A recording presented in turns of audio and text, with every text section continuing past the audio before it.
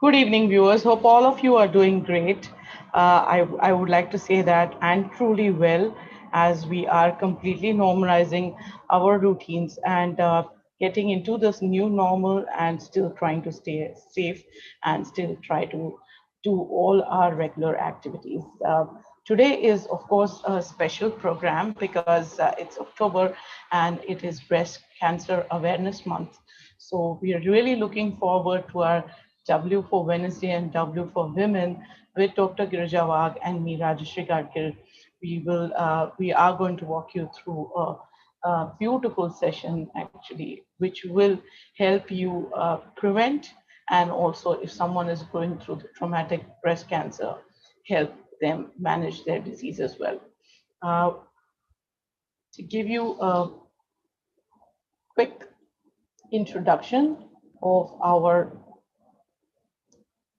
TRUWELLTH online health channel. It's an initiative of TRUWELLTH Integrative Healthcare, which provides integrative and personalized health and nutrition advice to guide patients and healthy individuals to overcome their health concerns and manage self-help to reach the ultimate goal of holistic health and happiness. TRUWELLTH aims to help you separate science from hype by sharing authentic knowledge and wisdom from healthcare and nutrition stalwarts so you can make the right health and nutrition choices. It also desires to unleash the therapeutic role and potential of nutrition in curing and preventing diseases of today, which even modern medicine is unable to partly or completely treat. So, like I said, it's Breast Cancer Awareness Month, and Breast Cancer Awareness Month is an opportunity to increase attention and support for the early detection and treatment of breast cancer. So basically, screenings, exams, and also getting a right treatment and managing it also with nutrition is what we are going to walk you through. A quick note, this live program is organized for education and providing and spreading more awareness to reach the ultimate goal of health and happiness. So the knowledge and experiences shared by the speakers and the other participants cannot be treated as consultation.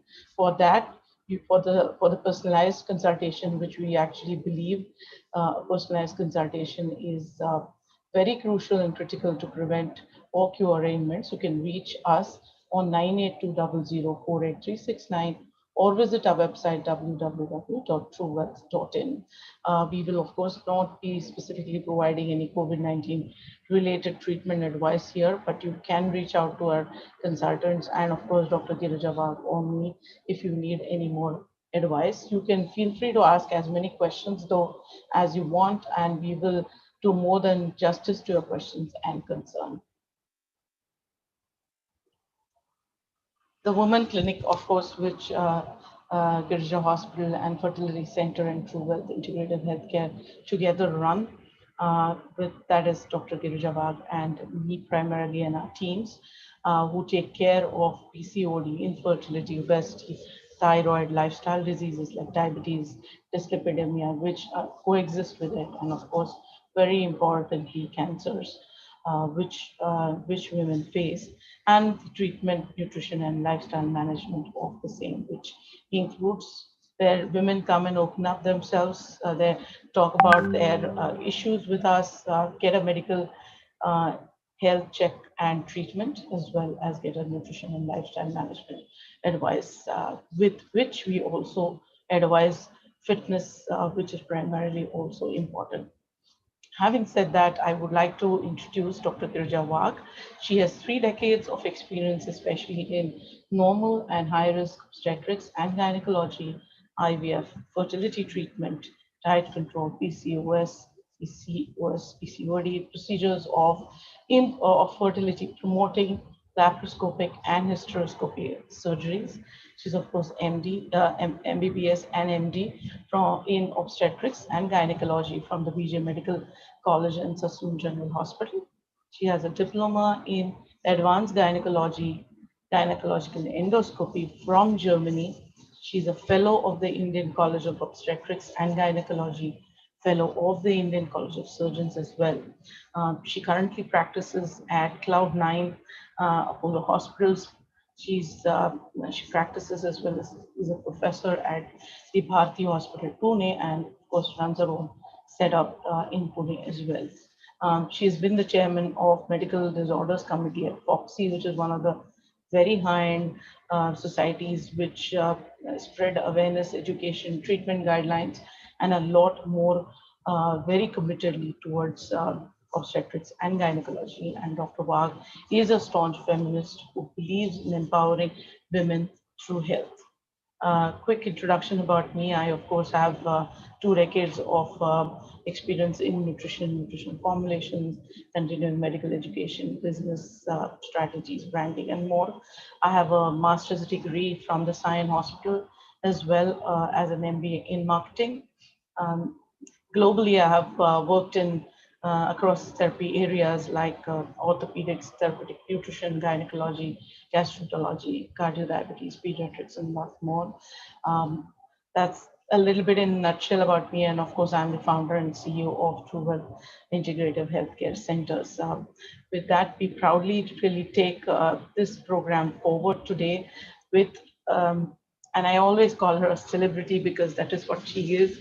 And today, the advice that would come from her is extremely critical, because we all know that breast cancer has been on a rise, but at the same time, breast cancer has been well managed and well cured by doctors like Dr. Girija Wagh and more. Their relentless efforts have actually helped women like us to stay away from such a big, nasty disease. Madam, welcome to the program. As always, it's our Wednesday today. We would definitely want to hear your thoughts on the same, and then, of course, get all the scientific knowledge that we can, so we understand this disease better. No matter how much we say we know about it, I'm sure we all will come to know after your presentation that there's lots more that we gained from all your insights you're going to share. Ma'am, unmute yourself, please.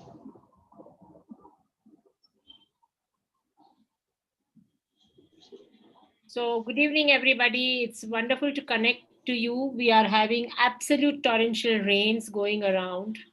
And I know something has really happened to the nature. After the pandemic, we have the rains hitting us. Yes. And October being the month of breast cancer awareness, I really want to congratulate Rajashree for bringing this topic ahead here. We both of us, Rajashree is speaking from Thane while I'm representing from Pune, but I must share with you the fact that the topmost cancer among women in the city of Pune has been identified to be the breast cancer.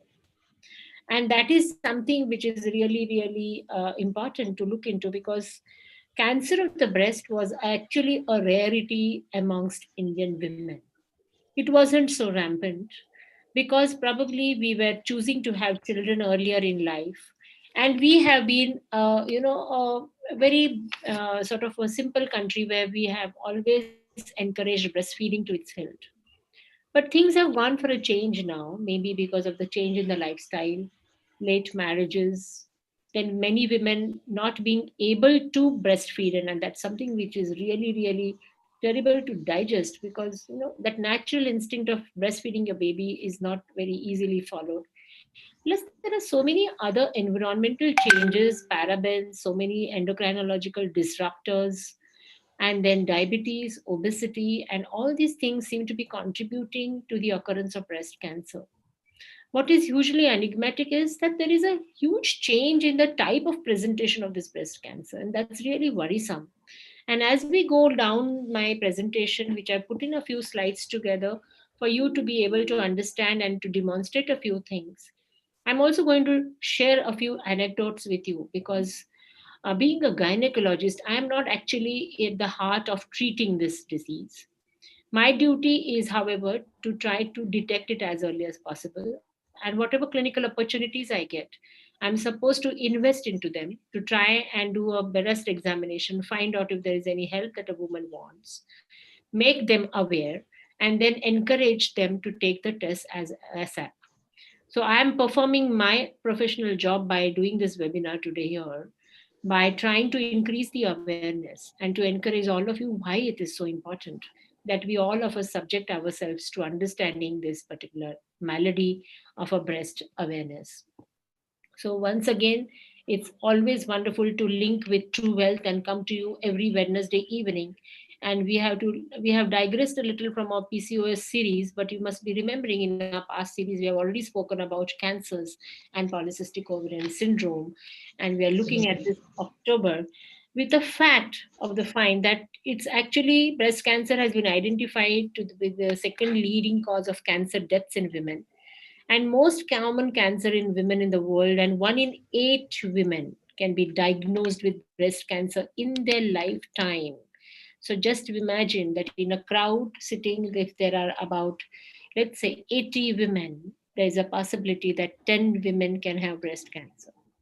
So you can just imagine the high incidence of this disease. And in India, the tragedy is 60% of the breast cancers are detected at an advanced stage. And that is the tragedy because if you are able to diagnose it early, then you will be able to treat it early.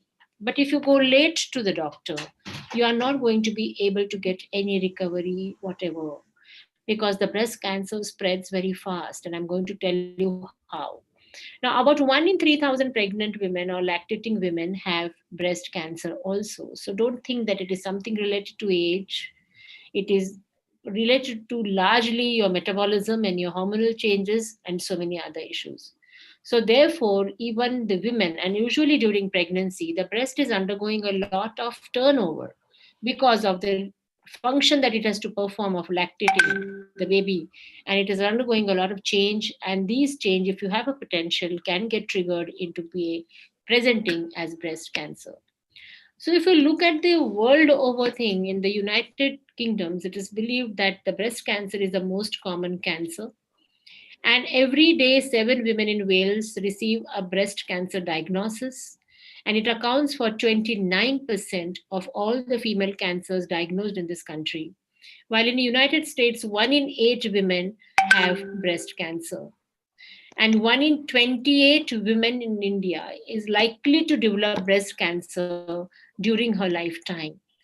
So if you look at only 1 in 2 Indian women with breast cancer survive the first 5 years after diagnosis. And that is a tragedy because we identify this condition very late. Despite it being the leading cancer among women in India, with incidence peaking at 40 to 50 years of age, we still find that there is a huge lack of awareness. Having said that, I must share with you the fact that I have diagnosed at least 3 patients between the age group of 30 to 40 by clinical examination. And these women were coming to me for some other problems they had, gynecological problems. And then those problems were underway. Once I did a breast examination that was perfectly normal.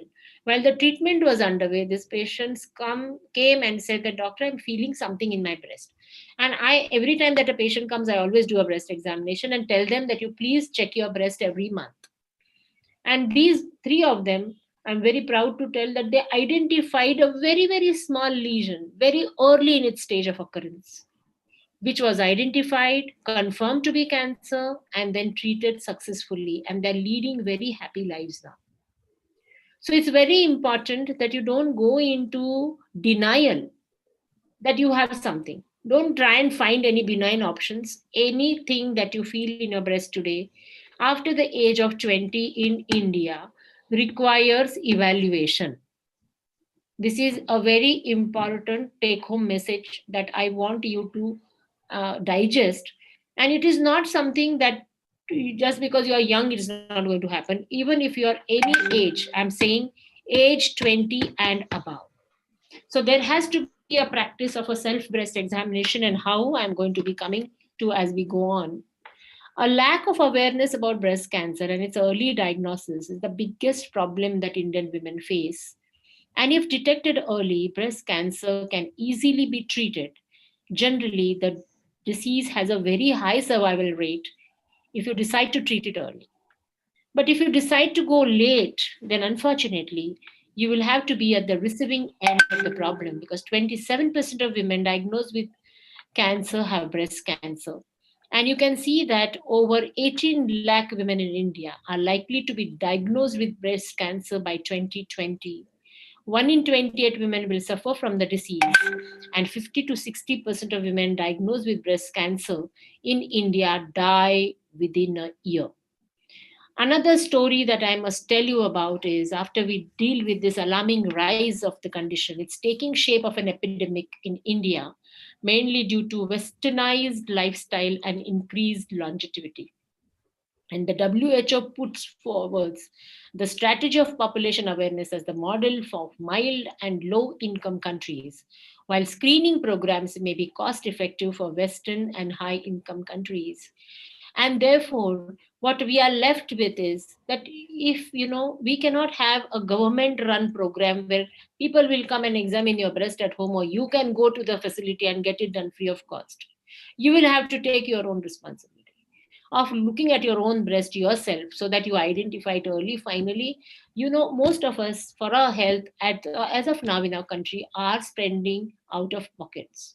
It's not that we are insured for all these things always.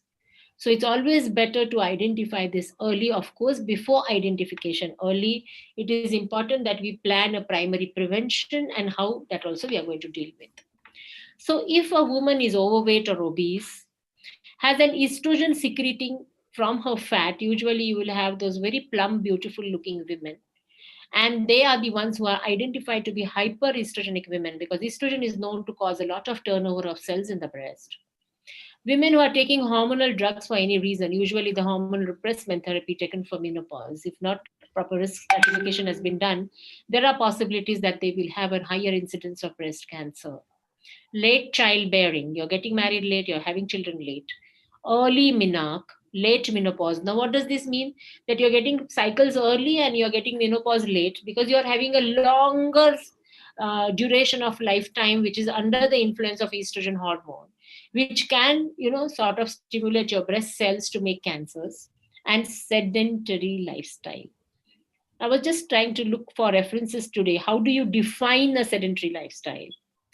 When in your lifestyle, in a day, you are not even expending 1.5 calories, or you are not even walking 5,000 steps, is called as a sedentary lifestyle. So if you are sitting like a couch potato at one place and doing nothing, you are at risk of developing breast cancer. And you have to be aware of the certain symptoms, and these are lumps which are usually painless in the breast. The breast will feel lumpy, or there'll be a very very small swelling there, and which would be just painless. So many times if it's painless, it is ignored, but that can be the first step. And by the time it grows and becomes symptomatic, it's already spread through the lymphatics and the blood channels. So even if you find an innocuous felt lesion in your breast, which is painless, still seek. In fact, painless ones are the ones which are worrisome, and you must seek medical help immediately. You may have irregular vaginal bleeding, painless non healing ulcer in the mouth, chronic cough, and all these other things are all the signs of cancer. And these are usually associated with loss of appetite, weight loss. And then other cancers such as oral and lung cancers are also having the same kind of an epidemiology as the breast cancer. And breast cancer happens to be a common cancer in urban bound women. And that is something very important that we have to know. So, when we talk about awareness, it's very important that we have knowledge as well as perception. Just knowing is of no use. So if I'm sitting here with all the Mahagyan and trying to tell you about breast cancer, and if I myself do not do anything about my own breast cancer screening, this knowledge has no meaning.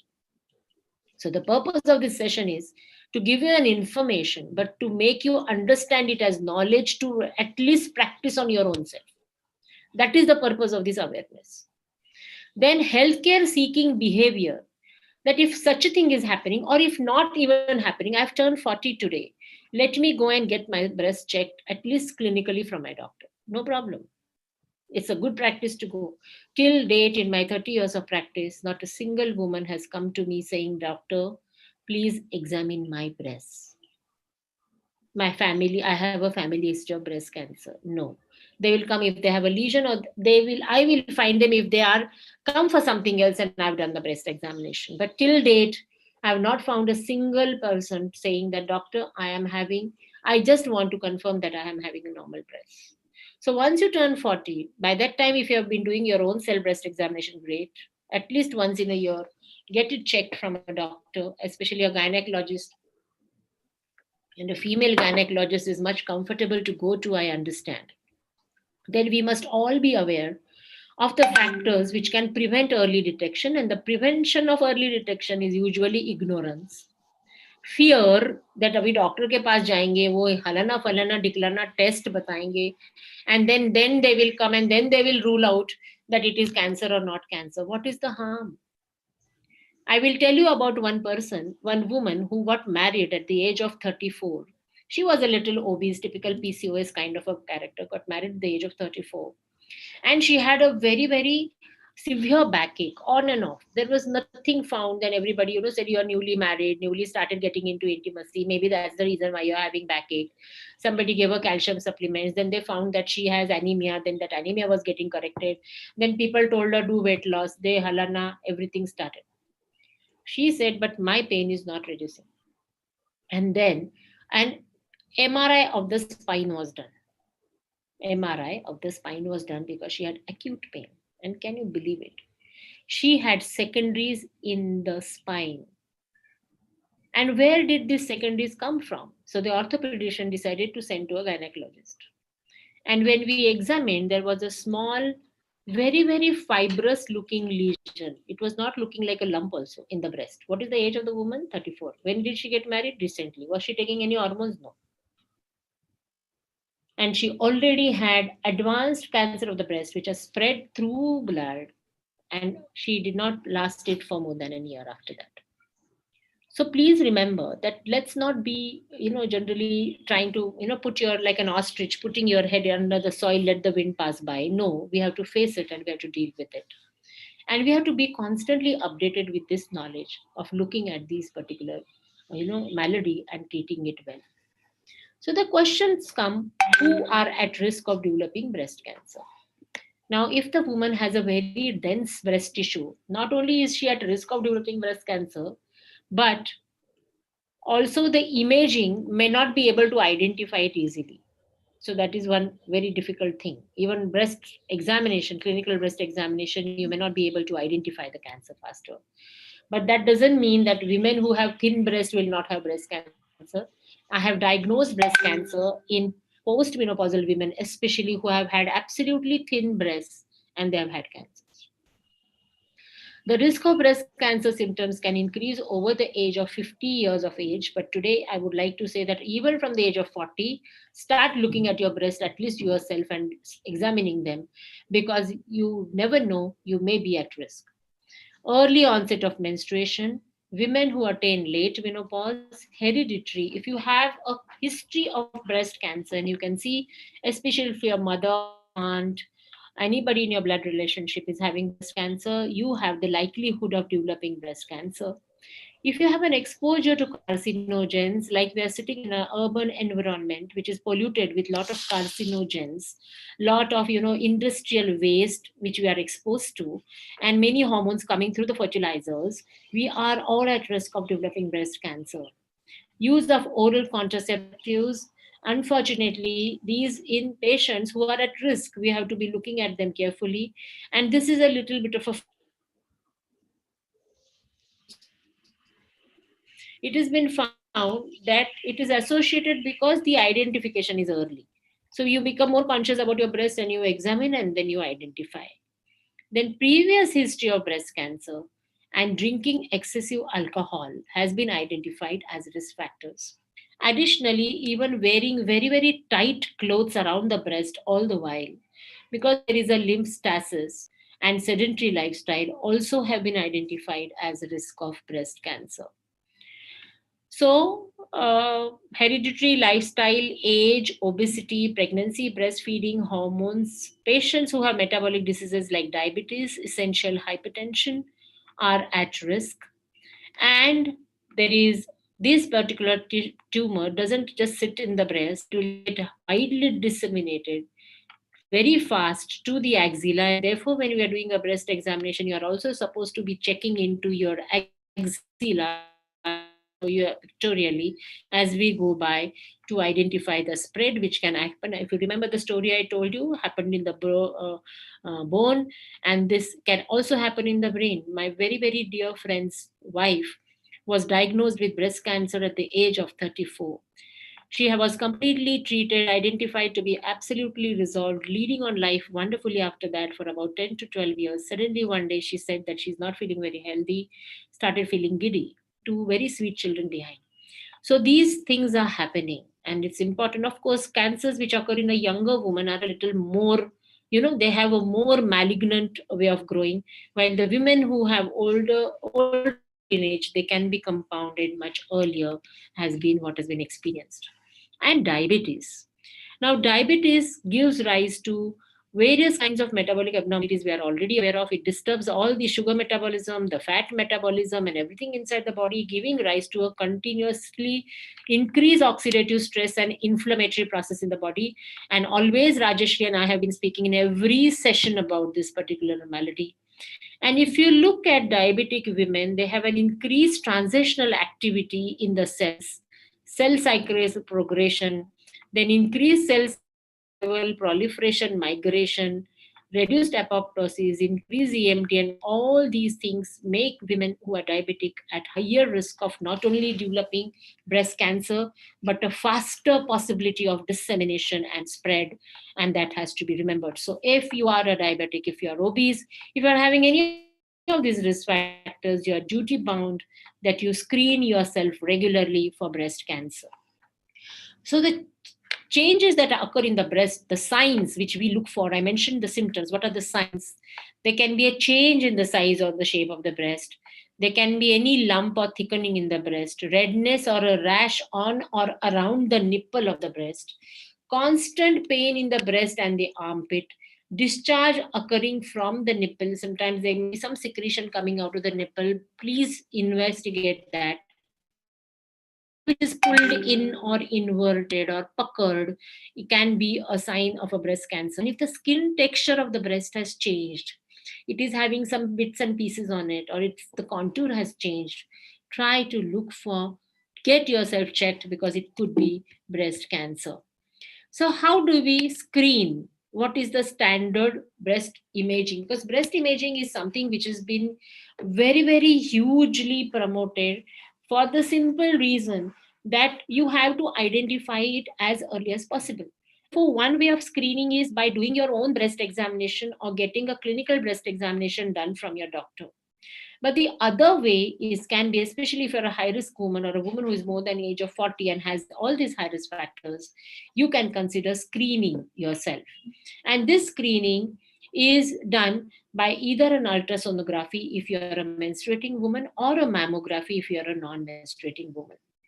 So screening of the breast can be done what is called as an MRI or a mammograph, and it's usually ordered in a high risk woman, while in a low risk woman it is a voluntary thing that you would do on your own.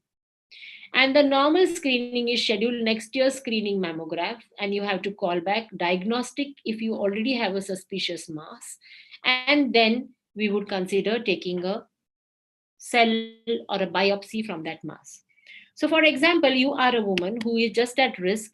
You can just come for breast examination. Your breast will be screened by a screening mammography. If everything is fine, then you will be told that please come next year and do it every year. If you have a lesion, then you will be taken under a diagnostic imaging where certain tissues and cells will be taken and then they'll be sent for a biopsy. So it either can be a cellular biopsy or a core biopsy. And benign means non-cancerous. If it is non-cancerous and if the images on your breast are matching with it, then you will be asked to come for an annual follow-up. But if it is found to be non-specific, benign dikh raha hai, it's not looking like cancer, but there is atypia or a possibility of neoplasia, you may have to go undergo a surgery. Now, this surgery can be just the excision of that mass if it is possible, or the doctor may decide whether to remove the entire breast. So, all these things are decided by the doctor, the type of cancer, what is the cell type that comes. And this is a very, very busy picture that has been put up here only to make you understand that all breast cancers are not same. Now, in the upper part of the screen on the left side, you can see the breast tissue, which is situated on the muscle with its nipple and the ducts. And you can see a cut section of that particular small area of the breast tissue. And you can see that it is made up of many cells. So you have ductal cells, you have lobular cells, and there are various subtypes of these cells. And once these cells are taken for checkup, the doctor identifies what is the type of breast cancer you have, one. Two, then he identifies whether it is highly cancerous or less cancerous. And third, then he starts looking for the possibility whether it has disseminated or started spreading. And based on all these three factors, your treatments are planned. So sometimes you may have a very low grade cancer which will not disseminate just by a simple surgery to be taken care of. Maybe if it's a high grade or something, the doctor may suggest that we may have to take adjuvant therapy in the form of chemo, radio, and so many other things. So basically, identifying one, that you have cancer, yes or no. Two, type of cancer. Three, whether it is high grade or low grade cancer, and whether it is spread, your treatment plan is decided. So that is how the treatments are done. Now, how does this cancer spread? You can see here that this is the breast tissue and this is sitting on the muscle. And this can spread through lymphatics or through the blood. First place to go usually is in the axilla. And that is the reason why the axillary lymph nodes are examined. Because that gives us a sort of a clue whether the breast problem, which is here, is cancerous and then does it look cancerous. So when you do a sonography or an imaging, this breast cancer as well as these lymph nodes are analyzed and then they are checked for. And you can see that this is a cancer stage 1 which is localized, but it has a potential of spreading. And you can see in this picture here, it can spread to the lymph nodes which are just at your neck. It can go to the internal lymph nodes, it can go to the lungs, it can go to the other breast, it can go to the liver internally. And all these blue structures, the blue arrows which are showing are the blood spread. The green arrows are telling you about the lymphatic spread, while the red arrows are telling you the direct spread. Because breast tissue is a very vascular tissue, it is not well defined, and it is something which is constantly undergoing change and modification under the influence of the hormones of the woman's body and the reproductive system. So you can also have spread to the peritoneal metastasis. There can be bone, axillary lymph nodes, and brain.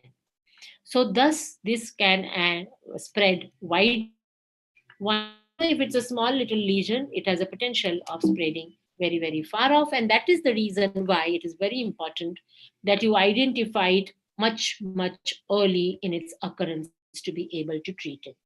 So if you look at the standard breast cancer treatment options, there are certain local options in the form of surgery and sometimes radiation. And wonderful approaches for radiation have been now come into place, where there is not much of a cosmetic destruction of the breast, but then it is radiated against cancer if you diagnose it early. Certain hormone modulators also can be given to prevent the growth of that particular cancer further. Chemotherapy, which are tissue destroying agents, are used, and targeted therapies again by a tissue cell, or maybe by certain other modifiers or by radiation are done. There's a huge kind of evolution and modernization in the breast cancer treatment, but the patient has to give an opportunity to the doctor to give her all these options very early in the stage of the disease, wherein she can then completely be resolved and then she can have a healthy life thereafter. So, early identification is important, and this can be based on the fact as to where do you fit. If you are younger than age 30, be familiar with your breasts to you so you will know when something is different in those breasts. So you must get in the habit of looking at your own breast at least once in a month while you're having your bath, or examining it formally once in a month, so that you understand how your breast is. And talk to your physician if you notice any changes in your breast. If you're between the age of 30 to 39, talk to your physician and have a breast cancer risk assessment to determine when to start screening. And talk to your physician if you notice changes in your breast. And since world over we are celebrating this month of October, I shouldn't say celebrating, observing this month of October as a breast cancer month, I think all of us, let's forget our birthdays or anything else. Let's remember October. And every October, let's at least look at after breast consultation, breast imaging, and breast testing, which can help us in trying to reduce the occurrence of this cancer faster. Age 40 and up, have a screening mammograph every year and talk to your physician if you notice changes in your breast. And these are the important things that you can follow and get a guidance about screening yourself. Now, the American Cancer Society recommendations for early detection of breast cancer, guideline for women at average risk for breast cancer, talk of women should have the option to start screening with a mammogram every year from the age of 40 to 44 max. Ages 45 to 54, women should get a mammogram every year. And women can switch to a mammogram every other year, or they can choose to continue yearly mammograms after 55. Screening should continue as long as the woman is in the good health and is expected to live at least 10 years more. So if she's having a debilitating disorder, then she need not bother. But otherwise, she can consider doing an annual mammograph till she lives. So, what is this breast self examination?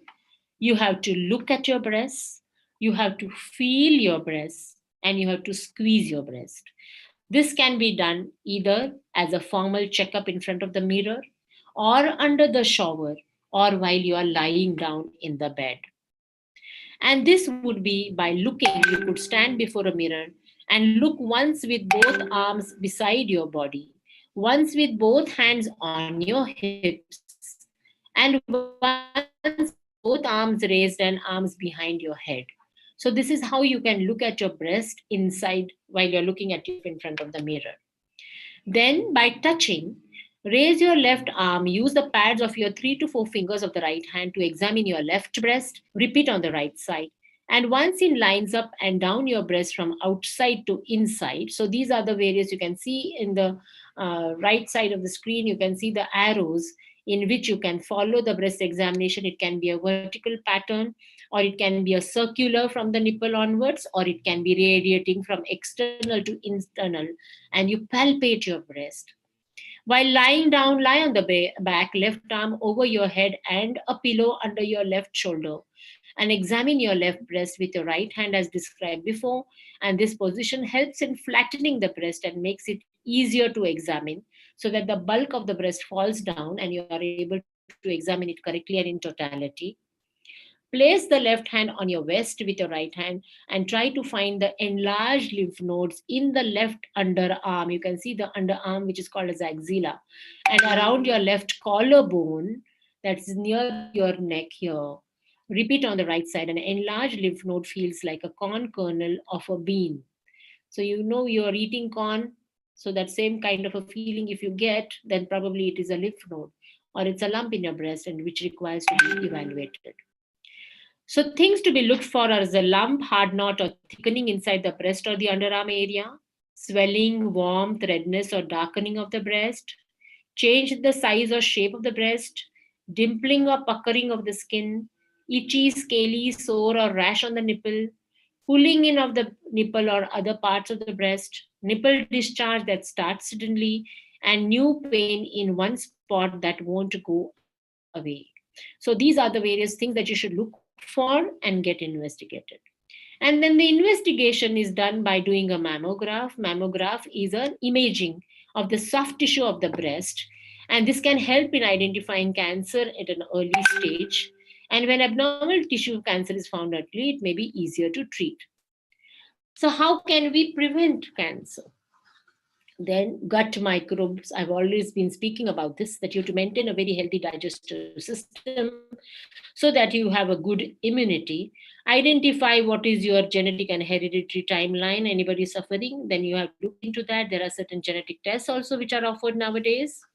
Look at your supplements, and this is something which is going to be dealt by Rajashree, so I'm not going to deal on that more. Consider your emotional quietening. Don't get unnecessarily stressed out. Life is very beautiful. Ensure if you are an estrogen dominant woman, all the more be careful. Estrogen dominant women are very beautiful, but they need to take care of themselves. Avoid alcohol and synthetic hormones as much as possible, and chemicals and xenoestrogens as much as possible. Learn your family history of breast cancer. Tell your doctor about your family history. Ask if you should work with a genetic counselor, because there are certain, genetic things which can be diagnosed. There are genetic screens which can be performed. And always build a healthy habit to lower your risks. Give the camel an inch and he will take an L. And so does cancer. Not only L, the whole body. So stop cancer before it pulls you more and more. Catch cancer before it catches you. So I want to observe this awareness month by giving a final message that breast cancer is the most common cancer found in women, regardless of race and ethnicity. 1 in 8 women are diagnosed with breast cancer during their lifetime. Although more prevalent in women, it can also affect men. And to reduce your risk of breast cancer, maintain a healthy weight, exercise regularly, and don't drink alcohol. And I'm sure Rajashree is going to take you through a journey of what wonderful nutritive kind of assessments you can use and observe to prevent, or if you're suffering from breast cancer, how to take and deal with it. Thank you so much for a patient hearing. Well, like I had said before, I'm sure viewers will agree, and I also agree that there was so much to learn from your presentation, ma'am. Hearing through it, I think you really covered most of it, trying to keep away from the chemicals as well in the environment, looking at our genes. So take care of your genes, environment, and the most important, which you told us, is that and which is very alarming, and which has to be addressed, is that no one has actually come to you to get an exam done without a symptom. That is really, really something which has to be more emphasized, and people need to. What's the big deal? I mean, we get our tests done, we get yearly checkups done. Why wouldn't we just do a bi-yearly checkup with our gynecologist, which is extremely important? I think this is something which gets completely overlooked by us, and we need to emphasize more on that. Just wanted to reiterate those few points because I think those are extremely important when it comes to, as you mentioned, to really take care of the breast cancer, and of course even the other issues that we could face as women. So, a bi-yearly checkup is something which is completely essential. Having said that, I would like to give a few pointers because a lot has actually been covered by Dr. Wagh herself, and but a few tips on nutrition really. Nutrition for breast cancer prevention and management, really both something which I'm going to cover through. And first of all, let's understand why does nutrition really matter? Because that is, again, just as ma'am you said, patients don't come to you until they see symptoms. Similar manner, no one really tries to focus on nutrition until they really suffer through something, and until someone actually gets a cancer, or even after that, nutrition is completely overlooked, when it actually plays a great big role in preventing cancers, and at the same time, even after you've got cancer, it can help you so much. Why? Really? Because malnutrition in cancer patients leads to poorer health outcomes. There is clear evidence on that. And this is the international data, of course, which I've put together out here. It also results in increased burden to the healthcare resources, costs, and that's why nutrition and healthcare should also be an integral part.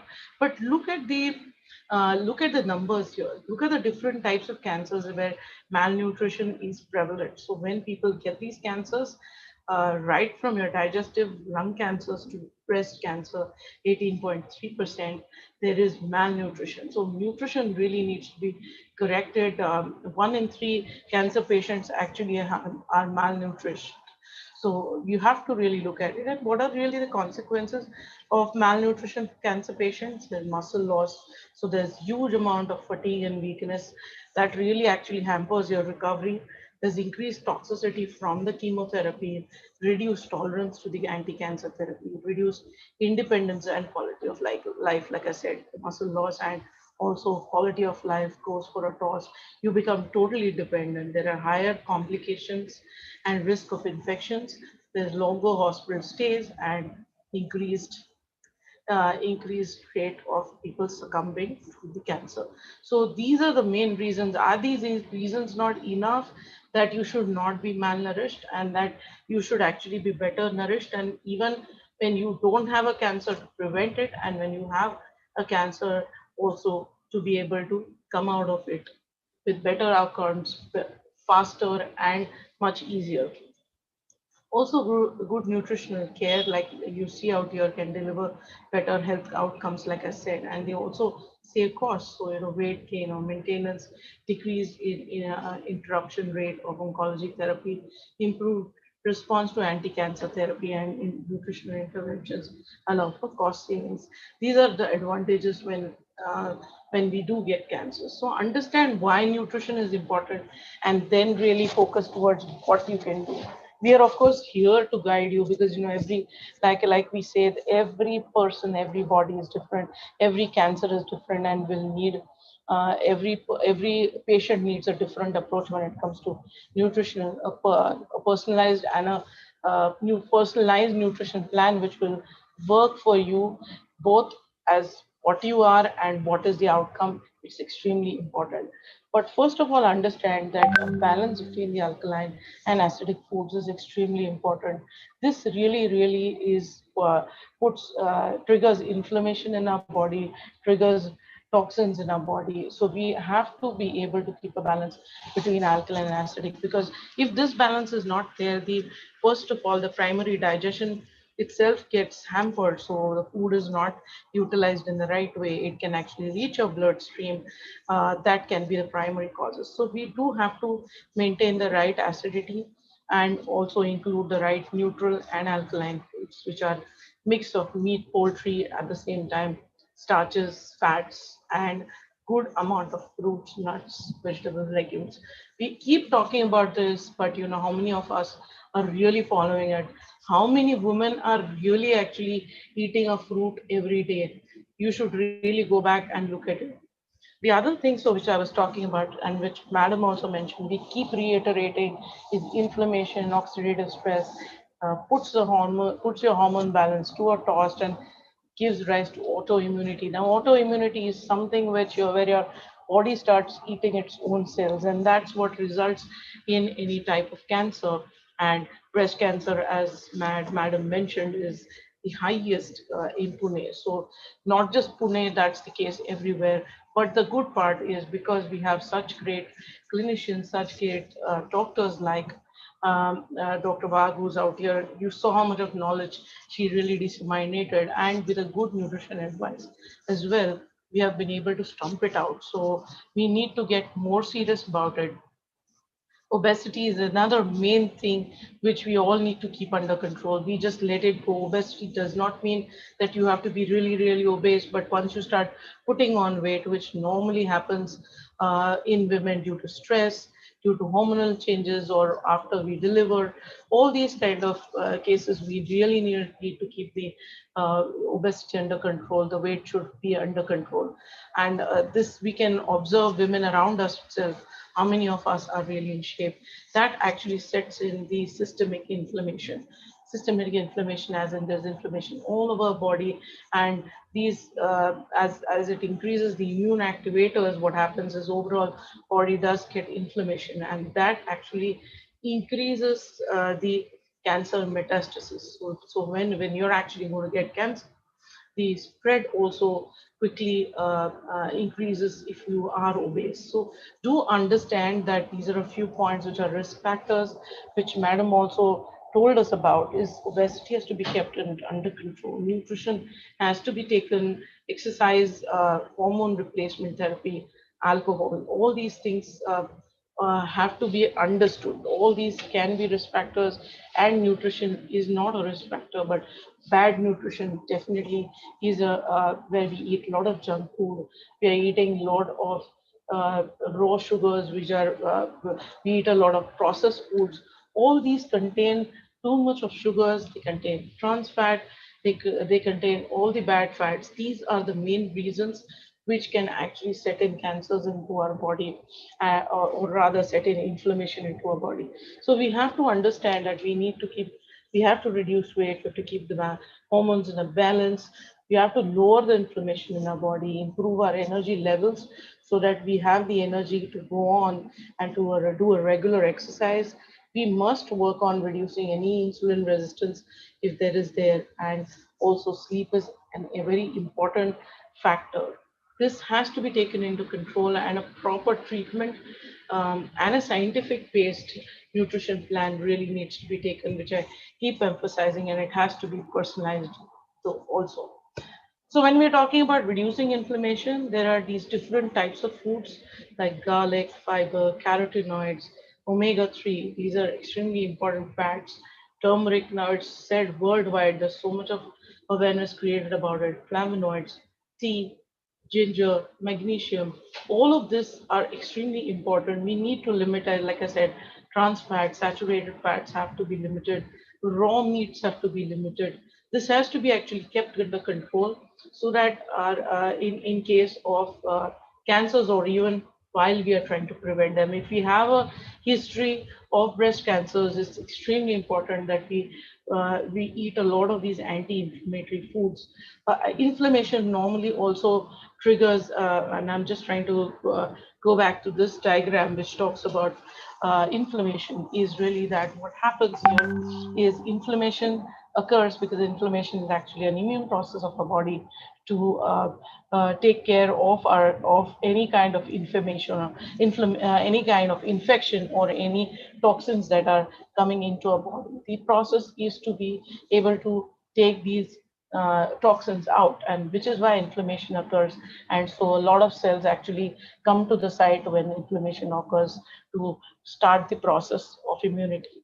In this process, inflammation also triggers oxidation. And what oxidation does is that these free radicals also help in taking away these toxins from our body, these infections from our body. But a lot of times, because we're eating foods which are like toxic foods, really, there are so many meats that we eat today. The organic the foods that vegetables that we are eating today has so much of hormones and so much of xenobiotics, etc., pumped into it, that these are the ones which are actually also giving rise to both inflammation and oxidative stress. So it's important to know what we are eating, from what source is that food really coming from as well. So all this has to be observed, and otherwise both inflammation and oxidative stress triggers, now both of them have oxidative stress actually has a potential to damage your DNA, lipid peroxidation, protein damage. And in return, what really happens is, there is cell death, your cells eating your own cells, which is the starting point for your cancers and irreversible cell injuries and more inflammation. So inflammation triggers oxidation, oxidation triggers more inflammation, and the vicious cycle continues. This can only be broken if you're eating right foods, if you are eating balance of acidic and alkaline foods. That's how you will be able to manage manage keeping inflammation and oxidative stress under control. So do understand also, so many of these beautiful fruits, they are so nice to eat. You can make very special, nice, tasty desserts out of it and eat it. Make it customary. And I want, again, like we're spreading the cancer awareness, breast cancer awareness today, I want to spread awareness about eating fruits. I really feel like doing one session on complete fruits so that women understand that they need to carry fruits along with them even while they get to work. Eating 2 servings of fruit every day is compulsory. We all have to understand, especially because we are the ones who are giving birth to the next generation. It is our responsibility, not just for us, but also for the offsprings. So do understand that. And apart from that, these are the I've again put another slide where there are fruits and also vegetables which can, um, just bear with me. Slides taking a little longer. Yeah. So these are the ones: the green tea, lemons, turmeric, artichokes, garlic, tomatoes, green leafy vegetables, as many. But there are times when you need to actually have a control over cruciferous vegetables, which is where the nutritionist or the nutrition expert's role really comes in, and they understand this for you and give you the right mix of all this. So, and the right times and the right portions that you can follow very easily. So these are the different things. Nuts are also, nuts and seeds are extremely important, again, to be included into our diets. How many of us are really doing it? Let's even try to assess it on our own. So when it comes to it, when we are talking, those are the different types of foods. But those foods, how do these foods actually get converted into nutrients? Foods are just foods, but proteins, again, when they break down into the amino acids. So the amino acids are the protein should have the right amino acids in it so that we can actually have a good nutrition body and there is no malnutrition. When it comes to, again, we did see that there is muscle loss, sarcopenia, especially in cancer patients. Very, very critical to understand that proteins giving the right amino acids, especially glutamine, arginine, which help in recovery and keeping immunity, are very important. Isoleucine, leucine, valine, these are also important. Milk proteins are important as well. So we all have to take that under understanding, and we should consume dairy proteins, plant proteins, all of them together. A mix of variety of proteins is very important. And then we should correct the vitamins and mineral deficiencies. This is another big issue, and Madam has spoken about it in so many of our sessions and so many of these conditions that we are suffering related to PCOS itself, that there are so many vitamin mineral deficiencies. And D is also proven to be so good in autoimmune diseases as well as infections, as well as keeping your bone and muscles intact. So understand that all these vitamin minerals together in a synergy are very important for our body. One standalone, no. Everything has to be eaten well through foods. And if you're falling short, you must take a good supplement which can give you all of them together. And also some of them which you are very deficient, you need to take therapeutic doses of those individually as well. Where we see vitamin D3, B12, we are short of. And these are the vitamins which are critical. So we need to be consuming those. They also, beyond the point to express, they have great antioxidant roles, which are the most critical in the cancers. So do understand that that is important. And like I said, if all this has been eaten well, but if those nutrients don't get digested, then they actually go into your bloodstream. If they go into your bloodstream, your inflammation further rises, further vicious cycle of oxidation starts. So it's inflammation, oxidative stress, and then you're really in a mess, which can lead you to cancers. Please understand this phenomenon well. So eat well. Make sure you're eating good amount of raw vegetables, fruits, because they give you good amount of enzymes. But it's most times noted with most people that we fall short of enzymes because enzymes normally don't sustain well in if we are eating too much of acidic food.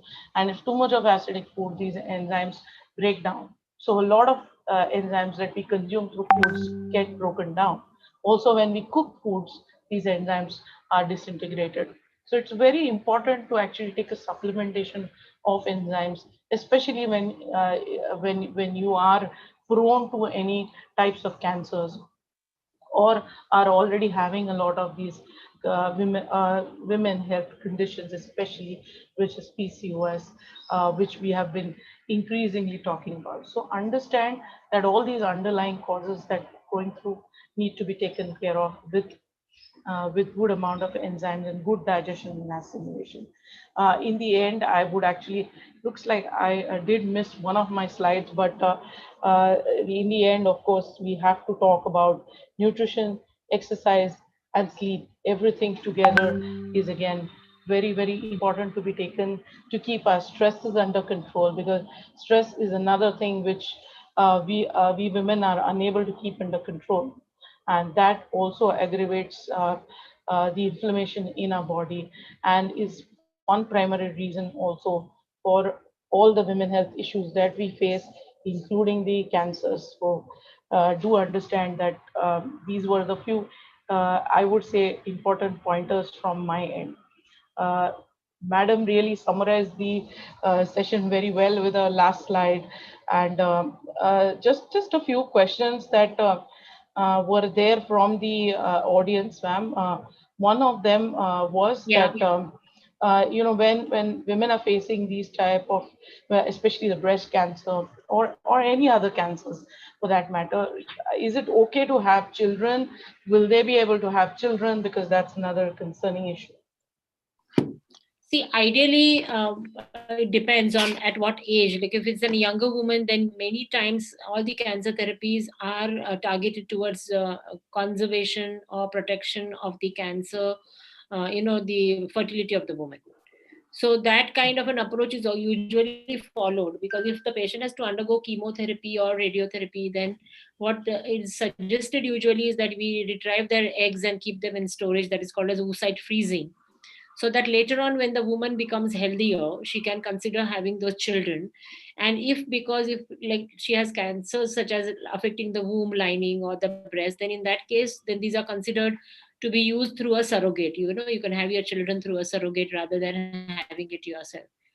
But then these will Yes. depend on types of cancer, when it has occurred, what is the stage, and all such kind of things. So usually, um, and in such situations it's more that the woman's life is more at stake, and that's more as a priority than she being able to make children.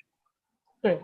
The one more very important point you did make, and there was a question, of course, around that, because these days, like with nutrition and exercise, which is extremely important, that I keep emphasizing, breastfeeding is another thing which is something which is we practice as an exercise, really, or an Yeah, everyday thing. Every woman has to understand that that is extremely it's a important. natural instinct and it is a wonderful blessing. Your breast is meant for breastfeeding. That's the reason why you have breasts. Yeah. And therefore So it has to be learned and tackled and understood very well. I'm sometimes surprised that today in our practices we have lactation experts who have to guide women to make breastfeeding, to teach them how to go about it, and that's really sad. Probably it is because of the changing social structure. In the long past, women, inherently young girls, were seeing so many women in the joint families feeding their babies. So instinctively, probably it came that you have to breastfeed your child, and there was nothing great about it. Today women have a lot of reservations, and this is because of very high stress levels. They're not reacting to all the normal processes of life normally. They're always some sort of a, and I think most of it comes through a lot of lack of self-esteem, insecurity, then constantly going on the internet trying to find out things. See, you have to use the information media with a lot of it has a lot of value in your life. It's going to help you in many ways, but not something which is going to modify your natural instincts. That has to be an awareness which has to be there. Totally. I mean, absolutely pointed out well by you, because these are some things which now it's sort of become fashionable. For some time, it was totally fashionable that how can we breastfeed, or maybe it causes. By the time it was being fashionable, yeah, it started becoming a myth that breastfeeding can actually give rise to these kind of cancers. In fact, it is the other way around, is what women really, really need to understand. The other thing is, of course, also one of the questions is that, does PCOS really also, have you observed? I mean, that women having PCOS also at times do have issues like these cancers or any other cancers. Have you See, observed the polycystic incidents? ovarian syndrome women are more at risk of developing endometrial cancers, and that has been proved beyond doubt. There's a slight higher increase in the possibility of liver cancers also in these women. However, cancers of the ovary and the cancer of the breast have been postulated because, in a natural course of the pathogenesis, if you find that obesity, diabetes, high insulin resistance, abnormal lifestyles, genetic modulation, all these also are known to influence polycystic ovarian syndrome. So I think, Rajeshri, it will just take one more decade for us to align all of them together and understand that they are linked. well, well, Why I are we waiting for the evidences to come? Abhi jag jao na. Let's wake up and modify that completely. well, and we all seeing so many diseases where, especially stress, and we're talking about obesity, we are talking about inflammation. They are causing so much of intrinsic issues. We have extensively, like you mentioned, we've spoken about it in our PCOS talks as well. People really don't need to wait to go back to their good lifestyles, or if they've never been in one, they really need to. And these are basically normal, like you said, simple lifestyles which we have actually been in. The other issue also, I think, one of the questions was also that, there is so too much fear around these breast cancers. So, once a woman has got a breast cancer, it's like, it becomes like a death sentence kind of a thing, where, she's either going to die now or she's going to die later. So, that's one thing. What could you say to the woman herself, and what could you say to the families, really? See, the reason is for already with it. The moment you utter the word cancer, it is associated with a lot of fear. That's one. Second thing, see, if you look at the statistics, usually the breast cancer, for that matter, many other cancers also, but breast especially, despite it being an organ which is right on your body outside, it's not inside anywhere. Still, women try to ignore it and find it out only when things have gone out of hand. I will tell you, recently I have diagnosed one 34-year-old woman with a ductal cancer who has a mass. She said, suddenly, in 6 days, I identified that there is a mass of the size of about a cricket ball in her breast. So it is impossible to have a mass suddenly growing in a week's time. It must be there already. Right. Or you failed to identify when it was small. Right. So therefore, and it's very unfortunate actually कि इतना कितना खुद को देखते रहने का, but then you have to, unfortunately, because if you identify these cancers earlier, then the chances of your recovery are much better. Even, in fact, women have become 100% cancer free if they have been taken treatment before. But having said that, largely, if you looked at the statistics, 60 to 65% of patients report when the cancer has grown and has spread already. So naturally, it is going to be a cancer equivalent to diagnosis, equivalent to death. The equation is that what is existing, and we can't go into denial. So ठीक है, जो भी जब भी detect होएगा, but what is the harm in changing your lifestyle? I don't think it really requires anything more. Hey, there are a couple of more questions actually, quick ones, because I know we have gone over our time today. But one of them, of course, was, that are all the lumps that are found, are they cancerous? I think this is important to address, because most women think that if Oh, there is a lump, it's going to be I cancer, must so they answer don't this come to you. question. They'll try to sit at home. Yeah. See, not all are cancer. They can be just benign growths, benign, that is non-cancerous growths in your breast.